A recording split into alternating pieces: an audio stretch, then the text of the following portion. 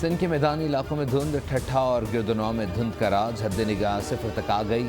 سڑکوں پر ٹریفک کی روانی متاثر۔ محکمہ موسمیات کے مطابق سندھ کے بیشتر اضلاع میں موسم سرد اور خشک رہنے کا امکان ہے۔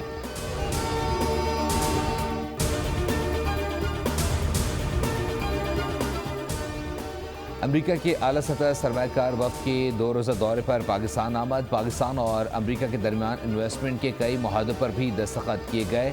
وفد کی قیادت ٹیکساس ہیج فنڈ کے مینیجر اور ٹرمپ خاندان کے قریبی بزنس پارٹنر کر رہے ہیں۔ امریکی وفد کے دورہ پاکستان سے دونوں ممالک کے درمیان مختلف شعبوں میں انویسٹمنٹ، معاشی اور دو طرفہ تعلقات کی نئی راہیں کھلیں گی۔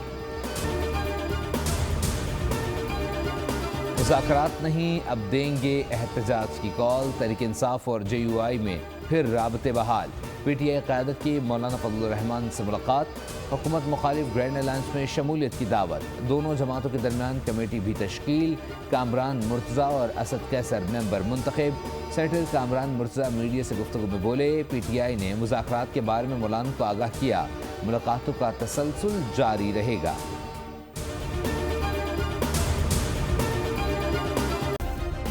سبسکرائب کریں اور بیل دبائیں تاکہ کوئی خبر رہ نہ جائے۔